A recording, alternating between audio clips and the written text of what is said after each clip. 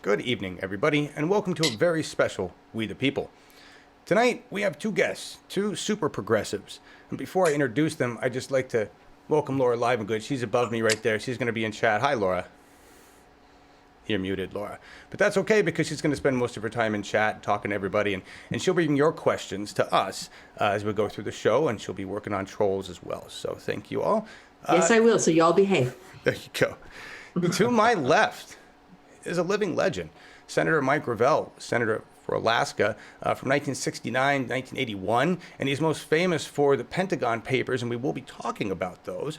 But before we do, and Senator, I'm honored to have you here on our channel. Thank you so much for being here. Thank you for having me. Absolutely. I just want to let you know that I was 1 year old when you were dealing with the Pentagon Papers. All right. And on my right, a legend. You came out pretty well, though. Well, thank you. I appreciate that. I was born in one of the best years because things were going pretty good in 1971 for the environment stuff, right? We'll talk about that. I feel lucky to be Gen X. On my right is another Gen X, Shahid Buttar. He's a legend in the making. He has got 20 years history working with reform, social justice, and Shahid most recently built a national grassroots network for the Electronic Frontier Foundation as the organization's director of grassroots advocacy. He's a Stanford grad lawyer, and this guy is taking on Nancy Pelosi, second time run. Thank you so much for being here, Shahid. Thanks so much for having me on, John. It's always great to be with you. Awesome, awesome. Gentlemen, we're going to start off with an easy question, and I'm going to direct this at Senator Gravel first. I honestly had no idea who you were until I found out you were running for office, and then I watched a special I watched Jimmy Dore. I like Jimmy Dore, and I saw you being interviewed with him, and you were talking about a Bernie Tulsi ticket. So, what is your plan here? Are you running for office to be the president of the United States? Are you running to help push the agenda left? What's your goal? Well, first off, we were planning on just running to be in the debates and to qualify for the debates. All right. And reprise my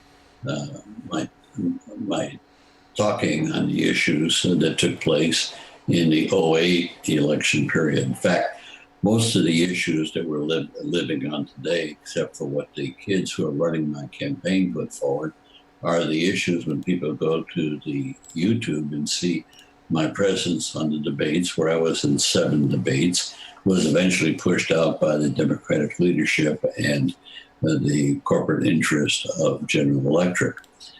So now the task, and so what happened was we were obviously not moving along in a satisfactory way from David Oakes and Henry Williams, who are the campaign chairmen Right. of the they felt that I should really announce that I'm running to win. And so I said, fine, I'm announcing running to win. It wasn't that big a deal one way or the other. However, I think any reasonable person would conclude that most of the people running for office, 21, 22, 23, aren't even going to come close. And I could probably more than likely be in that group. We're running, but we have to be realistic. And so as a result of that, once we get qualified, and that's what the goal is, to be able to articulate a message. But the message is being articulated as we go, which is obviously this present appearance with you, that I can respond to questions and address issues that I personally think are vital to the planet. So answer is I'm running based upon this you'll appreciate. In the old days, when people ran for office, like let's take William McKinley, he made a speech announcing he was running for office, and then he never left his front porch during the whole election. So now what I'm saying is that I'm going back to the old days. I don't have a front porch, but I have a patio in the south. So I'm waging a patio campaign with its headquarters in New York City. So I hope that answers your question. It does, and I appreciate the honesty there. And I have to say, I wouldn't mind you winning at all. I'm a Bernie fan, and I understand that optically you have to make that statement that you're but really, I think what you're doing, the strategy is brilliant, and I thank you for that. Thank you very much. Well, the strategy is as a result of the kids. Well, I thank the kids. They're doing a great job. They're doing a great job. Good. So let's, really do. let's put credit where it's due. Absolutely. And the younger generation deserves a lot of credit for a lot of things these days. So I'm glad you said that. It's very true. All right. Same question to you, Shahid. We've talked about this before. You ran in 2018. You came in late, and we saw what happened there. You did relatively well considering, right? She's got tons of money. Why go at it again and start early this time? Right. So I am running to take the seat, and I'm in the race early to consolidate the support of the progressive community in San Francisco. And ultimately, I'm running because humanity can't wait another generation for our so-called leaders in Washington to evolve on climate change and start showing up for work. I'm running for office because our country can't wait another year for people to have access to doctors and medicine as a matter of our rights, regardless of our stature in the marketplace. And I'm running for office because my community here in San Francisco can't wait, frankly, another day for the federal government's investment in affordable housing to be revived from the levels that it's fallen from the 1970s. I'm an advocate who's watched our concerns across any of the different communities I've represented for so long fall on the deaf ears of our supposed allies in Washington. And maybe just picking up the closing theme that you raised there in terms of giving credit where it's due, particularly the younger generation. I'm also running for office because a great many people, including the next president of the United States, potentially, if not Senator Gravel, I hope it will be Senator Bernie Sanders. He and younger people like Representative Ocasio-Cortez have demonstrated the vulnerability of the corporate center to a challenge by principled progressives who are willing to champion the needs of our communities. So I'm running to stand alongside them on the campaign trail and hopefully in Congress. Great. I love that. And nice reference to AOC, because she definitely, I mean, honestly, you're going after the next rung, right? You know, she took Crowley and AOC, Pelosi's next. And I think what gives me hope is that you've got the skills and you've got the name recognition this time around to do it. And that's something I don't think you would have had you not run in 2018. Do you agree with that? I have observed in any number of contexts the benefit to having done it once before. Yes. I learned from a lot of people last year that the first run is indescribably more hard than the next ones, and I didn't understand how much easier it is later, particularly where I see it the most, as in the value of having the base of volunteers that we spent the entire last campaign building and recruiting. We hit the ground running, and our ground game is already mobilized with a year out from the election, as much as we were at the end of the last one. And we're just picking up more and more volunteers by the day. So, this might be a point of somewhat sharp contrast between Senator Gravel's presidential campaign, to the extent that's a patio campaign where I have sort of the inverse of it. I'm also covering vastly less territory. It's just a single city that I'm running to represent in Washington. And so we are very much we're covering at least one, if not two, on the weekends, 3 events a day. And I'm going to be pounding a lot of pavement over the next year. Awesome. Yeah, stark contrast in your campaigns, but it's out of strategy necessity, right? Yeah. Could I raise a point here? Of course, absolutely. I ran 3 times before I got elected. William Proxmire, who was a very able senator, he ran 6 times before he got elected. Wow. So it builds on itself. I just wanted to make that comment with respect to Shahid. So. I appreciate that. I mean, I didn't realize you had run 3 times. Yeah. Boy, that's amazing. Bernie Sanders, same kind of situation, right? Didn't he lose? To a degree, yes. Yeah, situation. All right, well, that was the easy question, gentlemen. Now we're going to move on to the tough stuff. And the first one actually deals with the Pentagon Papers, but we're not gonna dive deep into the Pentagon Papers. I want to talk more about the correlation to today, the Fourth Estate, Ellsberg, and Assange, and I was doing my research on this because I had no idea what the Pentagon Papers were before you announced, and everybody had to learn about this. I'm a 4-year progressive, where you've got 40 years, you've got 20 years, right? So I'm very new at this. I saw a quote from Ellsberg that said, I want to dispel the idea that Ellsberg good, Assange bad. And I'd like you to talk about that, Senator Gravel. Start there, and then I know you've got something to say on that, Shahid.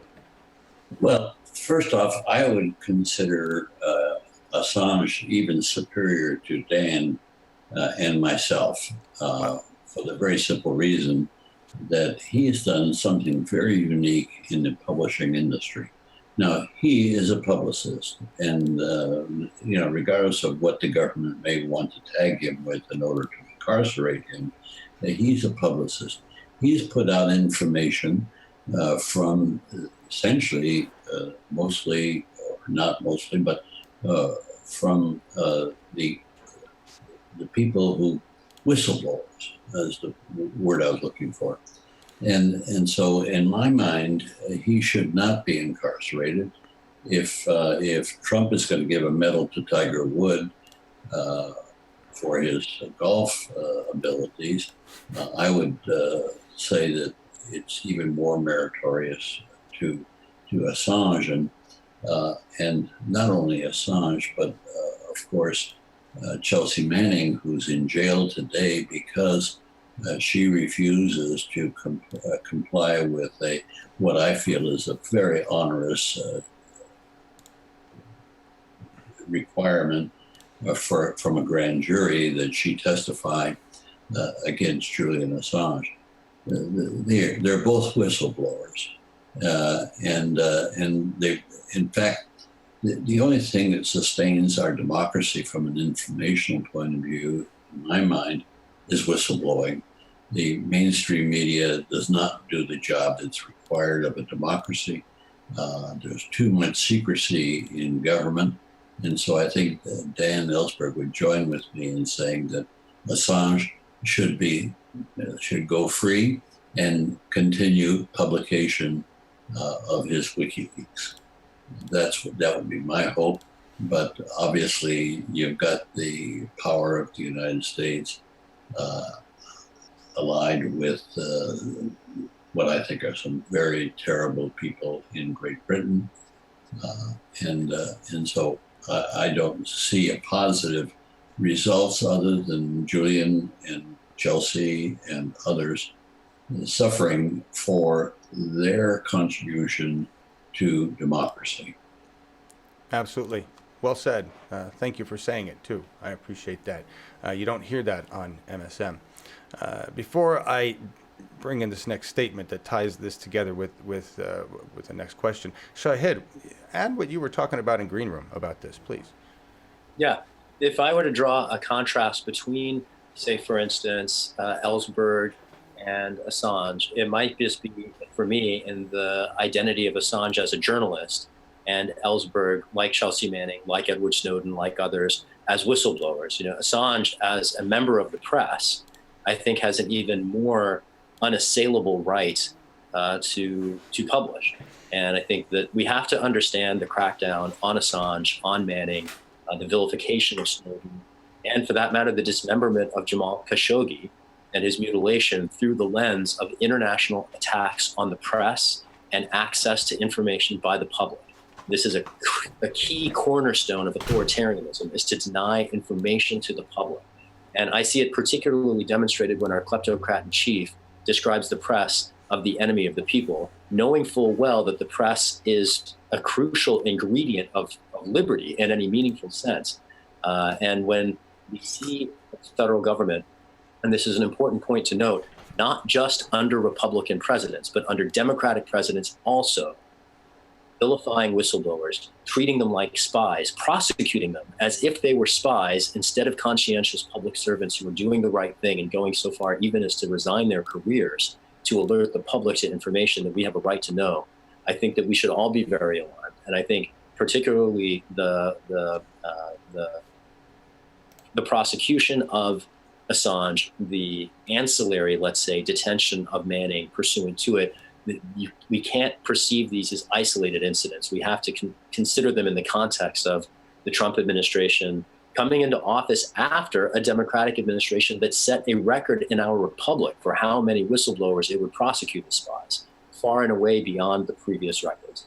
And in that context, I think and in the context of our president vilifying the press, their prosecution, their vilification, their persecution represents a threat to all of us in a free system. Yeah, thank you. I appreciate that too. That was well said. Senator Gravel, do you agree with that? Well, totally. There's no question. Here, if I were president, I would give a Medal of Freedom to Julian Assange, to Snowden, and to Chelsea Manning.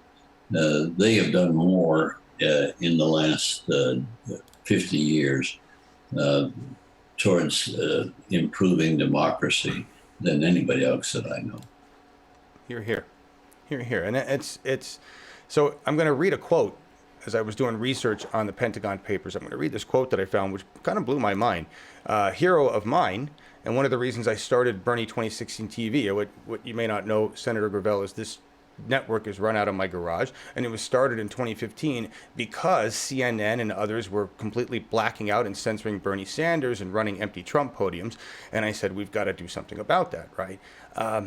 Independent media has had to rise up in the place of what mainstream media used to take care of, the fourth estate. Something's changed. And this, in my research, I was like, you got to be kidding me. So I'm just going to read this to everybody. On February 27th, 1968, respected CBS TV newsman Walter Cronkite, one of my heroes, who had gone to Vietnam after the Tet Offensive, offered an on-air commentary during the regular CBS evening news program watched by millions, concluding that the Vietnam War was mired in stalemate. Just those three words, mired in stalemate. That broadcast is regarded as seminal in raising doubts among mainstream Americans about U.S. involvement in Vietnam. So it seems to me that the problem, our government is definitely corrupt and a problem, but what happened to media? What's changed with mainstream media? Because watching your interviews on with the Pentagon Papers back in the 70s, Senator Gravel, it seems to me like the media was actually working with you. What's changed? Nothing has changed. The mainstream media is controlled lock, stock, and barrel by the military-industrial complex and Wall Street. And so they don't have to communicate. They just know what the criteria is for success in the mainstream media. And so I don't anticipate anything correcting that because until you can break the hammerlock that the military-industrial complex and Wall Street have on our structures of governance. That's the reason why I advocate and strongly support the creation of a legislature of the people. So it is what it is, and we've been suffering this. In fact, when people say this is recent, hell, this was put in place by the framers of the Constitution in 1787. If you look at our Constitution, it was written by elites for elites and the perpetuation of elites. Well, who's the cadre of elites today? It's the military-industrial complex, which needs unlimited wars to make profits, and Wall Street, which is the banking interest of the world, which asserts their control. So when we talk about the media and communication, I have no hope that it will change. It used to be called yellow journalism. That's what it is.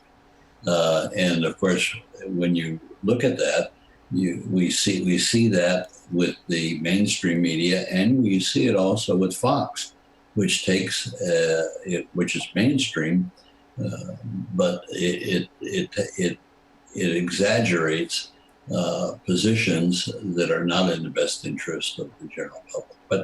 But that's part of the dumbing down by the elites of the American people, that one, they're not competent enough to self-govern, and two, they're not going to get a chance at self-government because of the controls that exist within the structure of representative government, which is totally deficient. Absolutely. And I agree. And I know that Shahid was smiling the whole time you were saying that. So do you have any comments or anything you want to add into that, Shahid? Well, A, it's refreshing to hear someone else say it. B, if I did have a quibble, it would be my impression was that in the 70s, the extent of media consolidation had not grown as acute as it has in the years since. And so I appreciate particularly Senator Gravel's emphasis on continuity there. As I think about these issues, I often think of the failure of our antitrust enforcement regime to protect meaningful competition in the media world. And that's one of the reasons why, as corporate consolidation of media sources has grown more extreme, that we've lost the opportunity, at least through the corporate outlets, for meaningful editorial independence. But the point about the military-industrial complex owning the mainstream media, I could not agree more with that, and I see it demonstrated up and down the line from the, incredible presence of retired generals as suddenly the pundits on every, resource extraction war that the military-industrial complex goes on to foment abroad, to even just the deference. Where I see it most glaringly is in the context of the debate about mass incarceration and how little it ever intersects conversations about accountability at the CIA or the criminals at the agency who were reportedly and admittedly, in retrospect, complicit in drug trafficking. We have a mass incarceration epidemic that was built on the backs of a drug war contrived by the CIA to fund the agency's rogue foreign policy in Latin America. And the fact that now the debate about mass incarceration has grown mainstream, people across the political spectrum have agreed that our prison industrial complex is unsustainable, yet across mainstream media sources, never once will you ever find any discussion of how that present day crisis relates to the roots in the long running and continuing impunity for human rights violations at the criminal intelligence agency. Absolutely. And I want to continue in this story of continuity, because two things happened between 1971 and where we are today that I think are very important to note. And I want to know what you both feel about this, because I've heard some differing opinions on this. The Fairness Doctrine was in place, all right? Mm-hmm. And the Telecom Act didn't exist. So do you think, with Senator Gravel, do you think the Fairness Doctrine should be reinstated? Do you think that would help things, or do you think it would make a difference? I think it would help. I wouldn't base everything on that. When you talk about the 71, you've got to appreciate that Richard Nixon set up the whole issue of war on drugs in order to attack the young people who are protesting the war and the black community in the ghettos.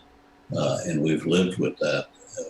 My view on that issue, which of course Rashid pointed out about the industrialization of our prisons, well, what has facilitated that from my perspective has been the war on drugs. And it's tragic. It has filled up our prisons. It's caused untold pain to people. It's killed any number of people.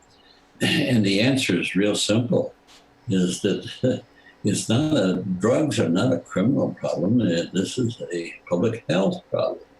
And I would hope that we'd have the wisdom to take the model, which is the best in the world today, and that's the Portuguese model. Oh, interesting. Which is decriminalize all drugs. And if you have a coke problem or whatever, you go to a doctor, get a prescription, and they record your interest in use of drugs, and you're not interrupted. You can live a normal life if you need a certain amount of drugs per day to sustain yourself. But what happens is that crime is lowered. All aspects of civil society are improved as a result of that kind of mature wisdom. And of course, the reason why I cite Portugal, which even is more aggressive in this than the Netherlands or Switzerland, is that Portugal is a conservative Catholic country. And if they can turn around and set up a proper system to deal with drugs and addictions, then it's something that we ought to be ashamed of, that we can't even bring it up. And when people hear me talk about Portugal, Oh, it is the first time they've ever heard of that situation. And of course, if you just do a little bit of research, you'll see that they have, of all the countries dealing with this problem, they're the ones that dealt with it most effectively. Wow, I didn't even think about the religious aspect of it. That's amazing, because you're right. I mean, if they can manage to do that, why can't we? We're supposedly super religious over here. Well, we've got more problems than you can say grace over. Yeah, yes, that's true. That's true. Shahid, anything you want to add to that? What about the Telecom Act? Because you were mentioning this consolidation of networks, and that we're down to like 5, right? Right. 5. So, I mean, how's that affect things? It's all right. Go ahead, Chad. Sorry. That's all right. So, the the Telecom Act, and how does that affect obviously it affects our news information. We'll talk about Sinclair, but do you want to talk about that? Yeah, right. I mean, I think particularly about like Clear Channel and radio, or Jeff Bezos and print, or the gobbling up of small media enterprises by larger ones, and the extent to which you have editorial decisions being made through their corporate headquarters, essentially constraining the editorial independence of what used to be community voices. We see this also across the landscape in interesting ways that people, I think, did not necessarily anticipate with the passage of the current regulatory and statutory framework.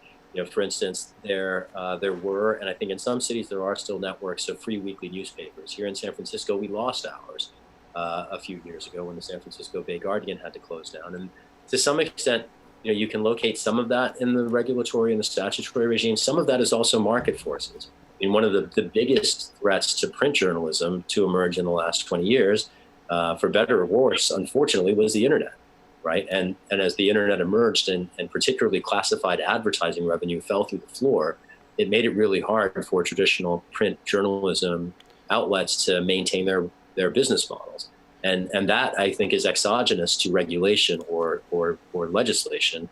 It's really a feature in that case of the evolving technological landscape and marketplace, and how it impacted legacy industries.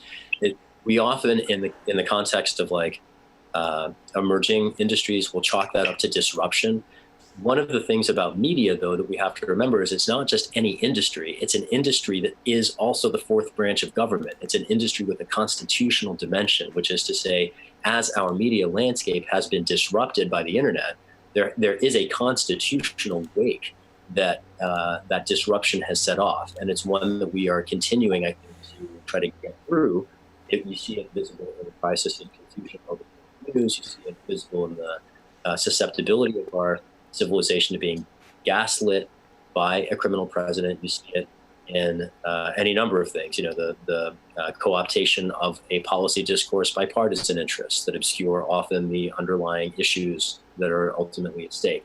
I think all of these things can be attributed not just to corporate consolidation and not just to the Telecom Act, but also, unfortunately, to the rise of alternative technologies, namely some of the very ones that I'm very fond of and that I spend my time trying to protect in my work. I think the internet has disrupted our media landscape in a way that we have not yet figured out as a society how to retain in its important aspects. Interesting statement. I love that, because we're going to talk a little bit more about that in the next segment. And so I want to bring it back around, because you're talking about mass consolidation and the messaging, and so it seems like if we took political speech, because the Telecom Act basically handed political speech over to mainstream media and said, have at it, right? And that's why my channel got shut down for broadcasting a debate, because CNN claimed they owned it, but it's political speech. And that, I actually talked to EFF lawyers about that. And so understanding that we have to kill the beast, the MIC, really, that's like the top of the chain. What do we do to enforce some integrity within our media? Because if it's in the hands of corporate entities as entertainment, then it will never have a good political discourse, ever. Right? Senator Gravel, thoughts? No question. No question, that's the case. The difference is that I think you would see the solution in trying to enact some laws to correct this. I don't see that as a solution. I think there's a total failure of representative government. And what we have to do is recognize that failure All right. and say that how can we address this problem? There's only two venues. One venue is the government, which does not want to change because it's controlled by the elites. And the other venue is the people, and they don't have the tools that noted in the Constitution because they were left out of the Constitution to protect slavery. Right. And so we've got a situation that, and you can look at, let's take the example of Bernie's agenda, which I am very happy to endorse entirely, and Tulsi Gabbard's. Now, what do you think is going to happen after they get elected? I don't think, in my judgment, that you're going to see the Senate. He'll be turned over to the Democrats, but I don't think they'll have a 60-plus vote margin. And here, I got to get this off. That's all right. I got you. That's that technology interfering with us daily, right? Well, this is, oops, what happened? Did I shut myself off of here? No, good. Okay, we're back. We're back. I'm alive and well. Yeah, yeah. So the point I was making is that if you took Bernie's agenda and you got the Democrats, which of course are not lily white in any of this, but they're not as bad as the Republicans, which are crazy as loons right now. Right. So how will Bernie get his, well, let's just take single-payer health care. This is nothing that the Republicans would buy into. So you couldn't get that past the Senate. And so what I've noticed over the period of time that there's not really any changes taking place. The problems are compounded right from the foundation of our Constitution in 1787 and 88. And so if that's the case, then how are we going to bring about the changes? How are we going to control the elites in society? I maintain that if we can bring the people into the operation of government as lawmakers. Now, bear in mind that law is the core of civilization. Law is the core of human governance. So if you want to make a change to the Civil Rights Act, you want to make a change to these things, you're going to have to become a lawmaker. And I spent the last 25, 30 years developing a manual to be enacted by the people, not by the government, that will empower the people to not only come in and make laws, but make them deliberatively. Because lawmaking is very serious, and if you don't have a deliberative process, it's anarchy. And you see that with the Brexit ridiculous situation in Britain right now. And so I won't go into, obviously, details because people roll their eyes. What I've done instead of this manual is copy the procedures that all legislatures have, and of course tweaking those procedures so that they can be done by 300 million people or 500 or a trillion people. Once the procedures are in place and using the most advanced technology, there's no reason why we can't register everybody for life in the United States. The reason why we have this silly electoral process controlled at the local and state level is to protect slavery. That's why that was put in place. And so we have several other activities that are in place to protect slavery. We're still living with that legacy. So I just wanted to point out that though we have a lot of ideas of things we want to change, they're essentially policy ideas, and I have a zillion of them. But what we need to do is to realize that the policies that we want will not be able to be enacted into law unless these policies are put before the people for their legislative decision-making process. And I have to really buy into what I'm talking about, you have to have unreserved faith in the people. And that's what I have. And I think that the people would do a better job because, you see, we're controlled by a minority in the world. I mean in the world, not just the United States, it's a minority. Right. And so now if you really want to have governance by the majority, then you got to bring the people into that process. And I have a process to do that that's taken myself and others 30 years to develop. So I'm not all that pessimistic about the future. I'm optimistic. But by the same token, I think you have to be politically realistic as to what you think can be accomplished in a period of time.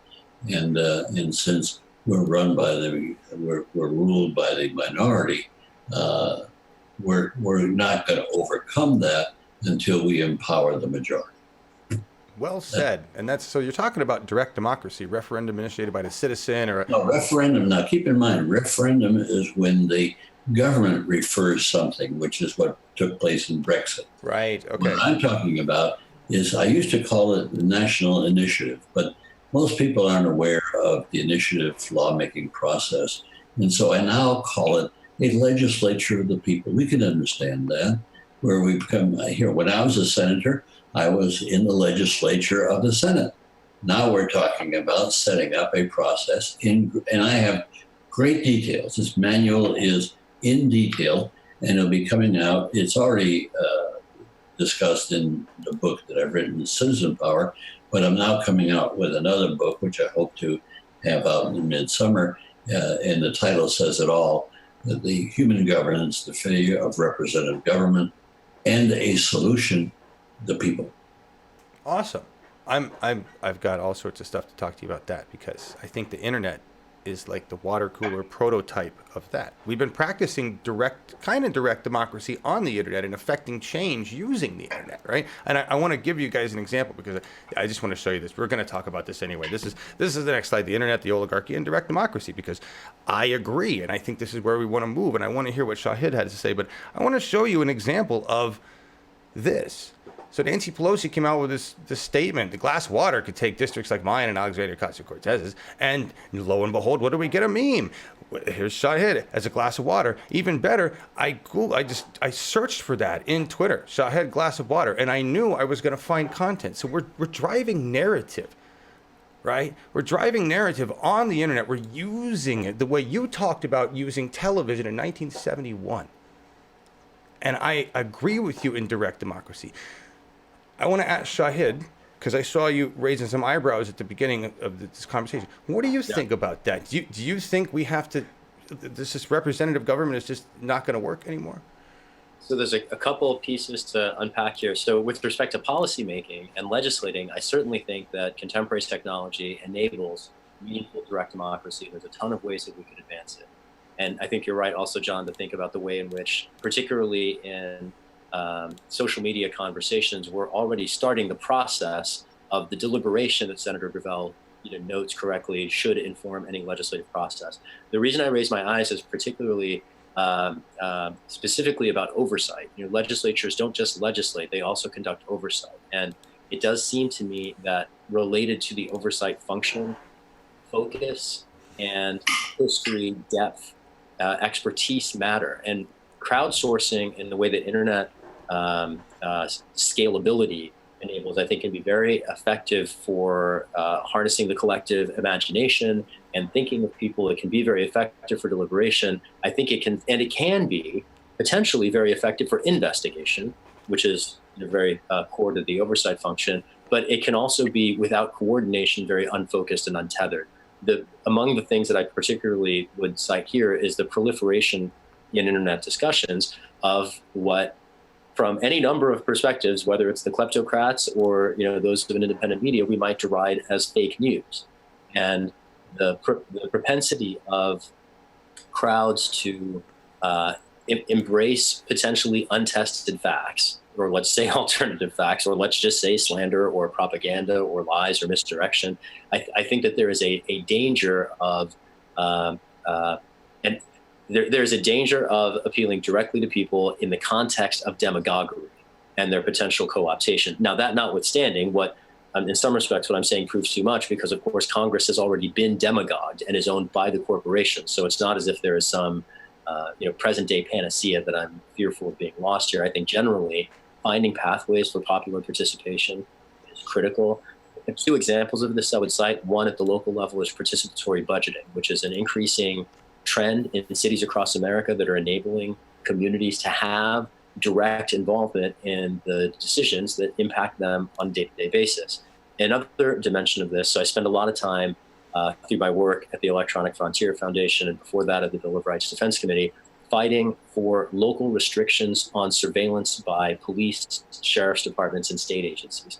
And just about a week ago, in fact, it was exactly a week ago, San Francisco voted to become the first city in the country to ban facial surveillance by local law enforcement entities. The first half of that measure, which a dozen other jurisdictions have now adopted, is basically a requirement for citizen resident participation in oversight processes. Basically, it's a requirement that before law enforcement agencies can acquire electronic surveillance technology, that they first have to seek permission from a local elected body, which also has to give the public notice and a right to comment. And so that idea of involving the public in legislative decisions, I think is critical. Scrapping the legislature entirely and going straight to the people, I think is fraught with complication, both because people don't always have full facts and can often be distracted, I think, particularly by propaganda, and also because we need focus in the oversight process, and eliminating a focused and professionalized legislature could undermine and compromise that. Okay, that's a great response. If I could comment on that. Yes, you can, but give me 1 second, though, because I want to say something I think you're going to say, and then you can go ahead. I just want to say, Shahid, it just on one of your points, okay, it almost sounds to me like you don't trust the people. That's all. It just sounds like you don't trust the people because we're worried about them in the legislative process, in the oversight. Now, go ahead, Senator Griffin. Well, you make the point, which is quite right. And of course, Rashid's at a disadvantage, and most of you haven't read the details of this manual of bringing the people into the operation of government. So when you talk about oversight, I'll tell you, with the people in power properly structured, you have perfect oversight. You know what perfect oversight is? That if the people passed a law and it were changed by the Congress, or it were misinterpreted by the Supreme Court, the people could do away with the Supreme Court. When the people come into the operation of government, they come in as the senior partners. Now, the disadvantage is that you all have, unfortunately, is that it's a document, a constitutional amendment, and a Legislative Procedures Act. Those are the two items that you'd be voting on. And you'd be voting not through government. I have no faith in the government. They'll sabotage anything you put your hands on because the government is ruled by a minority. So what we're suggesting is a process where the people can rule as a majority in a legislative way. Remember, I was saying the core is law. So if you want to make a change, you got to change the law.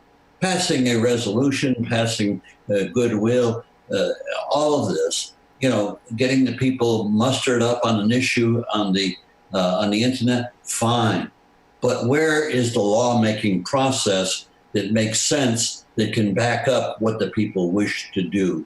And there's none in the world today. The closest is Switzerland, and Switzerland, of course, has made a fundamental mistake. They've put their initiative process in with representative government. So what happens is you have the constant sabotage by representative government against the possibility of the people making law. And so that's the reason why, if you want to enact this, and here, I just want to say that I just give you an example of what I consider perfect oversight. And that is that if the Congress does not behave, because it's a win-win. When the people come in, incidentally, I thought I heard a reference that we don't do away with representative government, not in the slightest. What we do is bring the people in to be able to make laws. It's the only place you can bring the people in is in the lawmaking process. And so once the people are brought into the lawmaking process, they're in partners with the lawmaking process of government, which is held as a monopoly. They've got a monopoly on making laws. We can't make any laws. And so therefore, if law is the core of it all, we have no hope to really make any fundamental change unless we give the lawmaking power to the people. And I have a device to do that it's taken 25 years to figure out. And so if you just cut me a little bit of slack and realize that with a legislative career, being involved in politics all of my life, and being a history buff, that I was able to lead a group to make a decision on creating a legislature of the people. And so I would suggest that not when I talk to friends on this subject, I say, hey, don't just read it once. It took 25 years to figure it out. And you're gonna read it once and you think you're gonna understand it? Give me a break. So what you need to do is to read it once, read it twice, reflect on the details of it. Because let me tell you that I've gone around to law schools for the last 25 years, and nobody's ever laid a glove on what I'm talking about. The best, and I've got Richard Parker from Harvard, when he testified before this group that we put together, he made the statement, there is no power superior to the people. Well, if you really understand that, that means that the hell with all this other crap, let's just concentrate on putting power into the hands of the people. And the power has to be lawmaking. Nothing else works. Has to be lawmaking. Does that help a little bit? But here again, you'd be surprised how the details of this. Like I say, if I walked you through a legislative process, you'd roll your eyes. It's too complex. It's not too complex. The operations of the Senate is complex. Most people don't know how it basically operates. It's a committee system where the analysis is done in detail by smaller groups of people. Sure. I've got that covered in the Legislative Procedures Act, where you have a hearing, you have a markup, you have a qualification. No issue comes up before the people if it hasn't been shown that 40% of the people want to vote on it. Can you imagine how you now get rid of all the crap that would be coming up on the agenda? I hear you. So I just want to stop you there because I don't disagree with you. I think it's a great idea. I want to move that direction. But in Shahid's defense, I am concerned about the people making some of these decisions. And let me tell you why. And if you have this figured out in your book, great. I will read it. But in Sweden... Go ahead, please, go ahead. Tell me where the people can go wrong. All right, so here, I'll tell you. It's a problem we can fix, but let me tell you where we're at right now that I don't know that we have time to fix it, okay? And that is that in Sweden and all these other countries around the world that have been doing and working on this thing called democracy, they have good education systems. Their people have good food. Their people have places to live. Now, I'm not saying they're all in great shape, but I don't want the uneducated people in my country making decisions for me. So how do we address the fact that we basically have an undereducated and misled population thanks to MSM and no education budget? Can I jump in? Yes, Let me yes, point go out ahead. to you, I start from the beginning that 25% of the American electorate are dumb as fence posts. Okay? Only 25? Secondly, then the next 25% are busy making their lives work and their children, and they don't pay any attention. Then there's 25% that pays attention, and then they try to raise money to educate the other 25%. So you got 75% of the people that can act. Now, problem is that they've been dumbed down by the elites that say, hey, you're not smart enough to govern yourself. You know, you got to give and this is what Madison and the other founders, you got to give your power away to these people of integrity and honesty who will then represent your interest totally. Well, and of course, they were wrong. The founders were wrong because what we created were politicians, and politicians tell us what we want to hear and take the money and manipulate their constituency. So when you say, let's go back, I said earlier, I'll say it again, to believe that the people should make laws, you have to have unreserved faith in the people. Right. If you don't have that, then you've got to have what you presently have, and that is being faith in the minority that's ruling the world today. Well, right. It's destroying everything. So Yeah, I get that. I get that there's no choice, but we also have a lot of people that don't believe climate change is real as well. So that frightens me. Now you're hitting on what I. What's the Yeah. climate So change? that climate, the message. Well, Shahid, I want you to respond. But basically, I said that that climate change has been lied about for decades, and we have a group of people in this country that still don't believe it's real. Of course, why? Because it satisfies the interest of Wall Street and the military-industrial Sure, complex. but it doesn't solve our problem if we.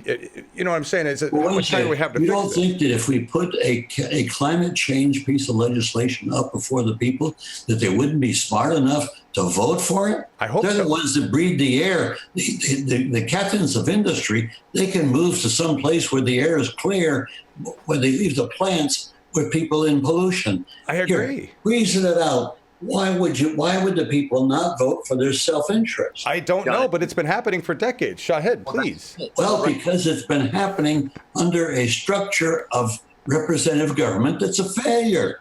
What you're doing is you're taking what the status quo is, applying it to what the future could be, and not realizing that you're talking about the continuation of the status quo. I'm certainly no defender of the status quo, and I will wholeheartedly agree with Senator Gravel on all of Could this. you speak a little louder? I have trouble hearing you. Sorry, I was saying I'm certainly no defender of the status quo, and I'm very eager to embrace and endorse all of the diagnoses that Senator Gravel is sharing. I do have some differing senses with respect to the prescription, and so just to focus first on a few zones of consensus, popular sovereignty is the basis for democratic legitimacy in our constitutional republic. So I absolutely agree that all power rests in the people. A couple of things to note from that, and I want to maybe digress through a few different turns in this analysis. One of them, as we're talking about this idea about the people having it right and how do we access what the people think, this is a long-running inquiry. In fact, this is exactly what we can read about in the Federalist Papers. The Constitution was an attempt at trying to create a structure to process through which the people's preferences could be understood and brought into a process, right? And I understand that Senator Gravel has an innovation that I'm looking very forward to examining more closely. I'm sorry that I haven't done it yet, and I am very eager to read the plan and to understand it better. As a constitutional scholar, I am inclined to read the footnotes. And so without having seen the footnotes, I would just say one challenge with direct democracy, and I think this is one of the challenges that John is suggesting, is that if we expand the context beyond the legislative process and consider particularly the erosion in independent media, the fact that so many Americans, I won't say that Americans are dumb as fence posts. I think many Americans are unfortunately uninformed. Right. But to go both ways here, John, when you were suggesting that you only want educated people participating in the process, we have affirmatively rejected that view in our country. And this is important to see how we rejected that view. We did it through courts. And so at the same time that we embrace majoritarian rule and popular preference, in theory at least, even if it becomes ruled by corporations through the representative process that Senator Gravel, I think, is correctly describing as having failed, I want to focus on the importance of Article 3. The founders of the Constitution set up courts specifically to guard counter-majoritarian rights, that is to say, rights that the majority would not respect. I helped the movement for marriage equality when I filed the first case seeking marriage equality for same-sex couples in the state of New York in 2004, long before even Democrats embraced the principle, which is to say, if it were left to a referendum, the people I was fighting for then, the gay community now, would never have rights.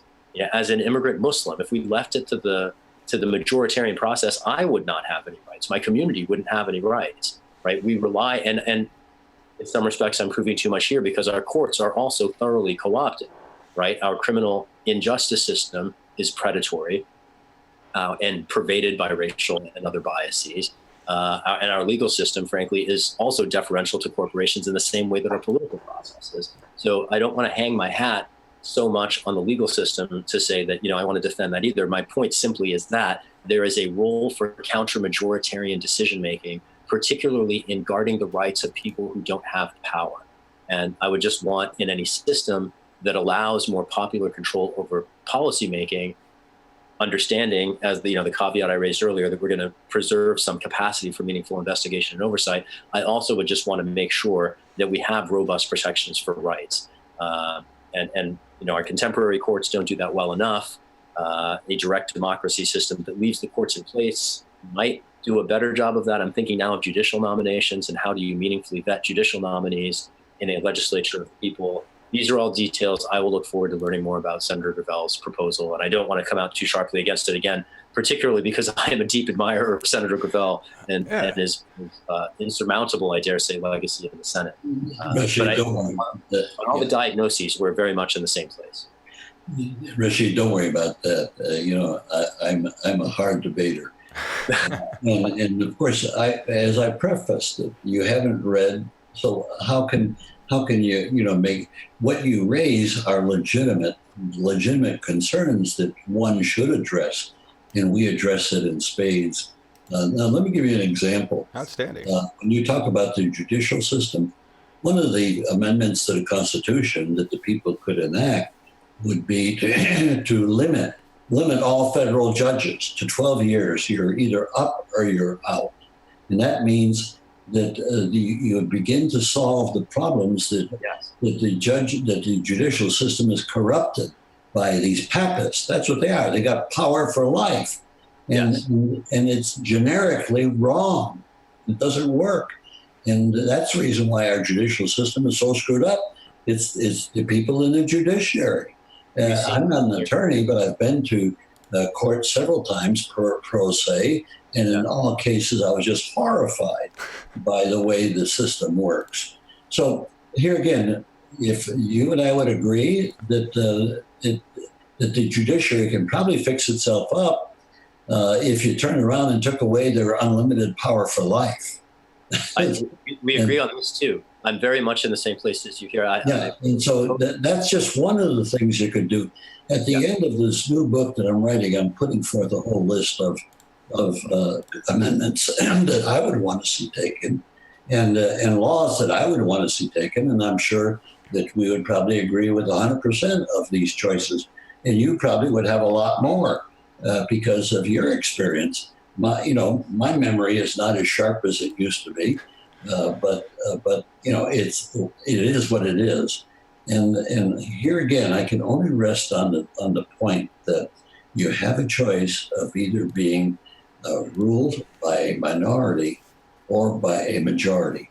Now, you protect in a majoritarian situation, you protect the rights of the weaker elements of society with the law. That's what it's all about. Right now, we don't have the law. That's what we have, racism. That's the reason why you have problems from the get-go, where our government under the Constitution set up slavery for infinity and authorized the government to go in and create genocide with the indigenous people of this country. That's what our country's foundation is, not with this airy-fairy that these people walked on water and we should just live with the dead hand of the past. So I obviously, I've spent 25 years debating this subject, and it's really unfair because I have a background, one, and two, I have a document. And until people can take the document and attack me with the document, which nobody has ever done. And what the biggest problem we have is when you talk to politicians about empowering the people, they don't even understand what you're talking about. Right. That's what they're for. That's what they're for.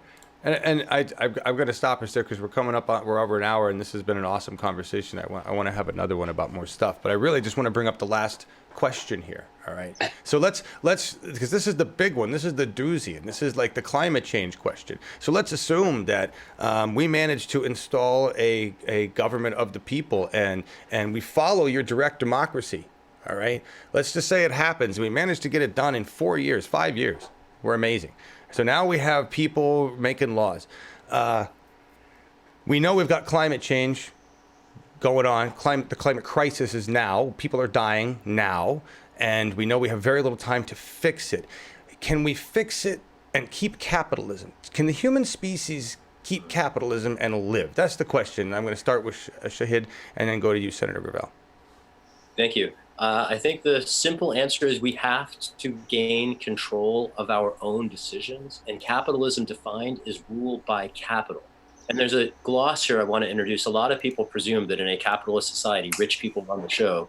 And the fact of the matter is the rich are often as much pawns as the rest of us.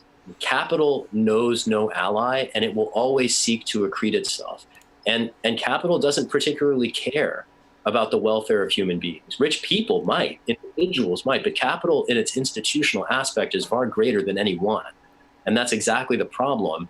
When we think about like the Matrix universe, when we're fighting machines, it's already happening, and the machines we're fighting are corporations. And this isn't even a new dynamic. This has been going on for over 50 years, whether you see it through the lens of tobacco companies hiding information from the public and preying on them, whether you see it through the lens of military industrial interests hiding information from the public, or alternatively spewing propaganda to contrive wars abroad that don't have a justification, or intelligence agencies contriving domestic conflicts and destroying entire communities and creating problems like mass incarceration, escaping accountability for it. All of them are driven by capital.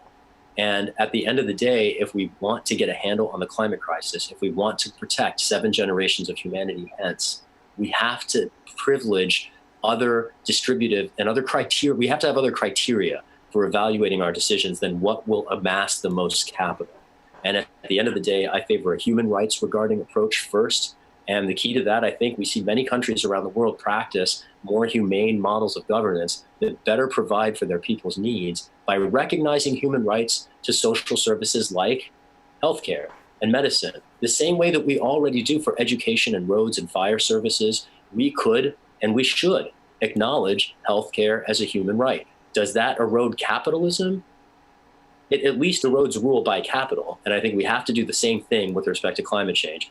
When we throw around isms, it's hard to lock in exactly what we're talking about because we don't exactly live in a capitalist society at the moment anyway. We live in hybrid societies. But at the end of the day, we can't be ruled by capital if we expect to survive the climate crisis. We can't be ruled by capital if we expect to adequately defend and acknowledge and provide human rights. We can't accept rule by capital if we are to claim rule of for and by the people.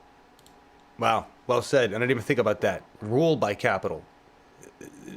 Senator Gravel, response? Well, let me take it 2 ways. We'll talk about capitalism in a moment and the way to deal with that, which is a very cruel economic process. And the word is cruel in my mind.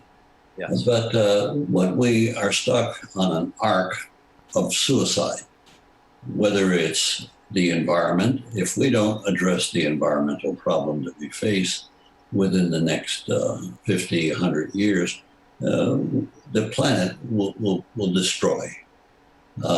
And so now, and then the other is, of course, nuclear. That we could destroy the planet instantaneously because we have a ridiculous situation where we're spending, $1.7 trillion on refurbishing our nuclear arsenal. And it's more like $3 trillion. And so, but what's the kicker to that? These weapons are not usable. Anybody that would unload their nuclear capability on another group of people, they will trigger a nuclear winter. So the use of nuclear weapons is a suicide pill, and we're spending our treasure on this weapon that is not usable. I could go into greater detail how we can solve that problem, but I do want to point out that you won't solve the environmental problem, you won't solve the nuclear problem, and you won't solve the digital problem, which I think is as big a suicide threat as nuclear. And so if you can't solve them under the present situation, and my answer is only if you can empower the people, will they then have the power to deal with this? I surmise that they will. But if they don't, then what is the answer? And that is global federation. We learned when we took our 13 colonies and made them into a central federated government that we were able to stop New York from physically shooting with Connecticut and Pennsylvania over Western lands. we realized that the stupidity of each one of the 13 colonies had their own currency, had their own. So we've federated. Now, what the answer in my mind is a global federation of nation states that give up their economic power and their military power to a federated nation based upon the United Nations correcting that. You can clean that up without all that great difficulty. But you're not going to, you don't have the climate to really think that out. When's the last time you heard any person running for public office talk about a global federation as a solution to our local governance problems? No, And they are. because they can't use the word globalism. It's been demonized, right? Pardon me? You can't use the word globalism or the word global with people because it's been demonized. Of course it has. But let me touch a little bit, and we could go into that's a whole bevy of thought there. But let me talk about capitalism for a moment. Capitalism, if you're just talking about a system, it really works. What it is the profits of capital must be able to pay for the cost of capital. It's that simple. If they can't pay for the cost of capital, the money that's produced from the capital item, let's say, and let's take an example of, because it was just on the television, you had Jimmy Hoffa Jr., who was making a support of Trump, and he never said a word about the fact that around the corner is the biggest problem his truck drivers will have, because we'll have automated truck transportation that you won't need drivers. So what's going to happen with all these jobs? Let me give you one example how you could deal with this. How do wealthy people make money? They make money with other people's money. They borrow other people's money to make money. That's simple. So now if we want to solve the problem for the ordinary citizens, you could take the truck driver. Because since he's going to be displaced by the drive-around truck without a person at the wheel, why not set him up so that we can lend him the money to buy the truck and do the math so that he pays for the truck from the loan, that 2/3 of it, of the what's thrown off from the profits of the truck activity, that would 2/3 would go to retire the loan, 1/3 would go to the individual as income, and then once the loan is paid off, that person now has the whole truck, and will realize the profits from it. So the key to correcting the cruel part of capitalism is to be able to put the tool in the hands of the people of ownership. And I picked this up from Louis Kelso way back when I was in the Senate. I had graduated from Columbia with a bachelor's in economics. But when I heard Kelso, I just put everything else in a pile and said, this is the answer. And the answer is very simply to empower the people to acquire capital and then live off the capital like the wealthy people do. And as a result of that, you would reconstitute the entire capitalist system. I'll give you another example. Well, hang on. Let's not do another example, because I think that's a beautiful place to I'm stop. sorry. I think that's amazing. That's my take on capitalism, That's good. which I think can be reorientated to the average citizen. All right. Well, so a couple amazing things. First of all, the reason I want to stop is because we're losing your light in there. I don't want it to go dark on you before we end the show. And You want me to put the light on? sure, if you want to, that's great. It sounds to me like both of you are saying we can keep capitalism and survive, and I really wasn't expecting that, because I don't want to keep capitalism personally. I don't. Why do we need a monetary system at all? Well, wait a second. What do you want to do if you don't have capitalism?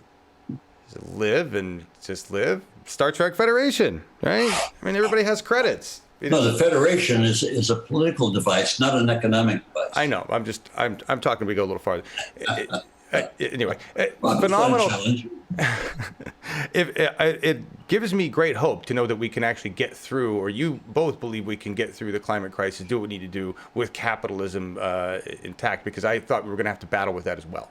That's not quite what I'm saying, just to be clear. I mean, okay. I think of one reason I so appreciate Medicare for All as a proposal is that it starts to unwind rule by capital, right? Capitalism gets conflated with a bunch of things. So like a lot of people think that if we provide more social services as a matter of human right, rather than through exchange, that we have to also abolish private property. And there's a wide gulf of things within that spectrum.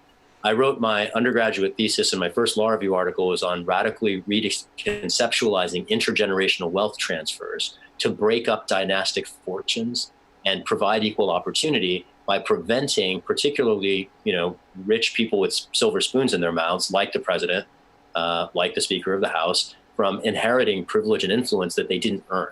And that's a proposition that in the future I would like to pursue. I guess at the moment, I'm much more concerned with preventing the consolidation of fascism and preserving the viability of our species, while I would like to ultimately seek policies that would be more redistributive and provide more opportunity for people. When we talk about capitalism in the concrete as opposed to the abstract, I think it looks like, and the way to solve the climate crisis looks like, allocating more social goods according to need and according to social decisions rather than according to what will accrete the most capital. And I don't think that necessarily, like, the question on the table is that capitalism or not? And ultimately, I'm not that interested in does that qualify or constitute capitalism?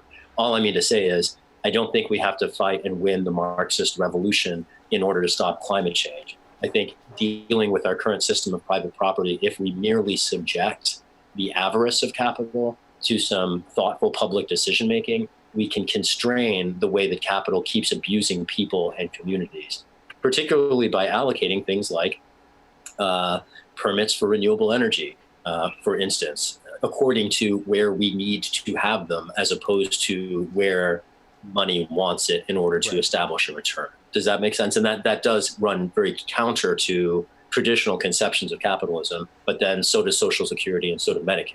Well, right? Those are other ways in which we don't practice capitalism now. Exactly. And nobody thinks of them that way. And I mean, it just sounds like what you were saying, ruled by capitalism, not to be ruled by it as opposed to, using it as a system. Right. Phenomenal conversation. We're going to wrap it up here. I just want to thank you both. This has been a phenomenal conversation. I'd love to have you both back at some point later on in your campaigns to talk more about the way things are going on. And you inspire me. You've got 60 plus years of progressive activism between the two of you, and I'm still just learning how to engage in politics and understand what's going on. So thank you so much for the education tonight. It's been amazing. You're welcome. And thanks for having me. This has been a fascinating conversation. I'm so honored, Senator, to be able to share my microphone. There's a book out there that I'd love to get it to all of you, but then I don't have staff, so. But it's Citizen Power, and there's 3 chapters in there that I think would be very meaningful in this regard. But that book is dated. It's 12 years old, and there it is. Yep.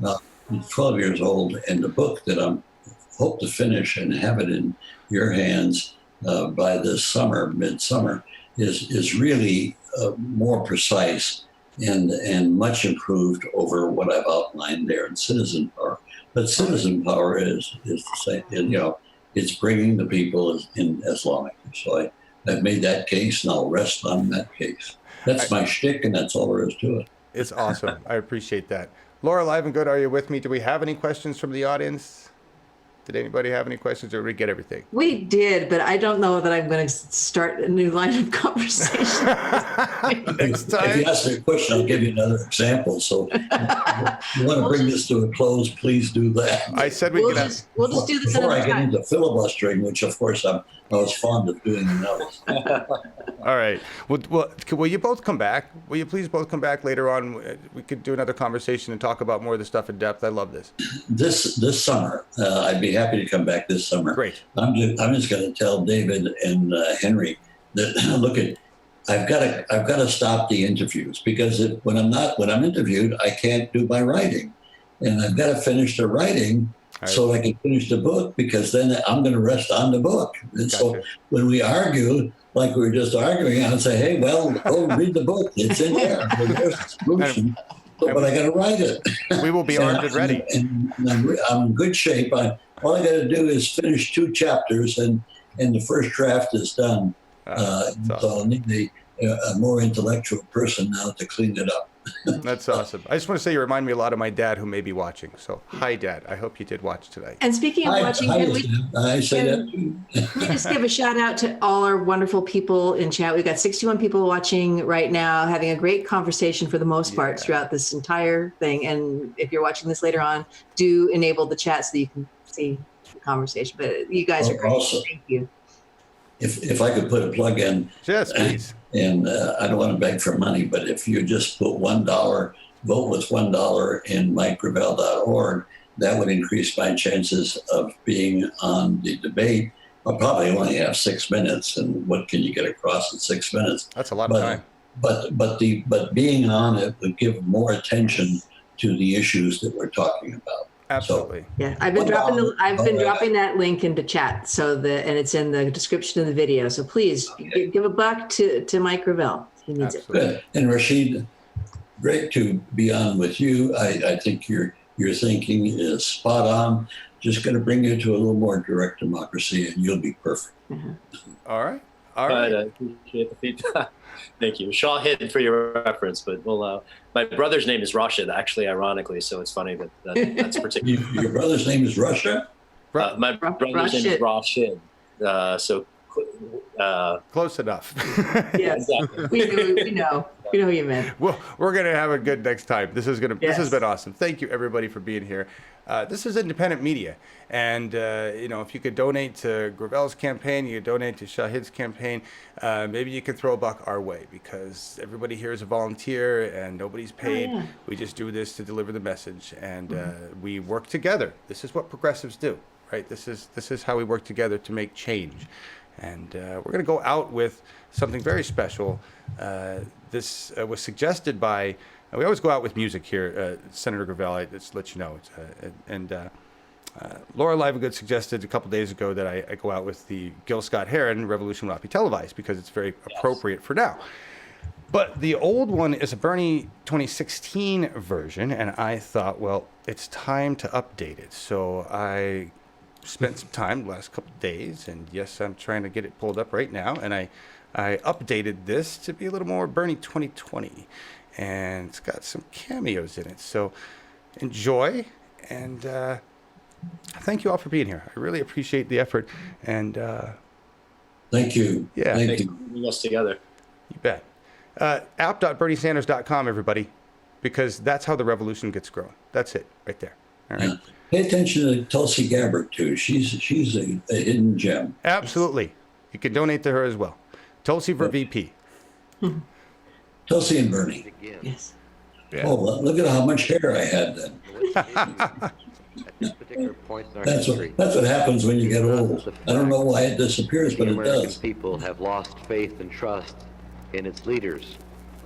But the very simple fact that over the last 20 years, up to today, the American leadership has not demonstrated, has not had the faith and trust in the American people. And had that faith and trust and straightforwardness been present, this nation would not be in the mess it's in today. You will not be able to stay home, brother. You will not be able to plug in, turn on, and cop out. You will not be able to lose yourself on Skag and skip out for beer during commercials, because the revolution will not be televised. The revolution will not be televised. The revolution will not be brought to you by Xerox in 4 parts without commercial interruptions. The revolution will not show you pictures of Nixon blowing a bugle and leading a charge by John Mitchell, General Abrams, and Spyro Agnew to eat hog maws confiscated from a Harlem sanctuary. The revolution will not be televised. The revolution will not be brought to you by the Schaefer Award Theater and will not star Natalie Woods and Steve McQueen or Bullwinkle and Julia. The revolution will not give your mouth sex appeal. The revolution will not get rid of the nub. The revolution will not make you look 5 pounds thinner, because the revolution will not be televised, brother. There will be no pictures of you and Willie Mae pushing that shopping cart down the block on the dead run, or trying to slide that color TV into a stolen ambulance. NBC will not be able to predict the winner at 8:32 on report from 29 districts. The revolution will not be televised. There will be no pictures of pigs shooting down brothers on the instant replay. There will be no pictures of pigs shooting down brothers on the instant replay. There will be no pictures of Whitney Young being run out of Harlem on a rail with a brand new process. There will be no slow motion or still lights of Roy Wilkins strolling through Watts in a red, black, and green liberation jumpsuit that he has been saving for just the proper occasion. Green Acres, Beverly Hillbillies, and Hooterville Junction will no longer be so damn relevant, and women will not care if Dick finally got down with Jane on Search for Tomorrow, because black people will be in the street looking for a brighter day. The revolution will not be televised. There will be no highlights on the 11 o'clock news and no pictures of Harry armed women liberationists and Jackie Onassis blowing her nose. The theme song will not be written by Jim Webb or Francis Scott Keys, nor sung by Glenn Campbell, Tom Jones, Johnny Cash, Engelbert Humperdinck, or The Rare Earth. The revolution will not be televised. The revolution will not be right back after a message about a white tornado, white lightning. We can return this system of government to the town meeting, the process where everybody gets involved, where the people who make policy are the people who suffer policy. That's a very important facet. The revolution will put you in the driver's seat. The revolution will not be televised, will not be televised, will not be televised, will not be televised. The revolution will be no rerun, brothers. The revolution will be live. The idea that resistance would be reduced to a hashtag is very offensive to me.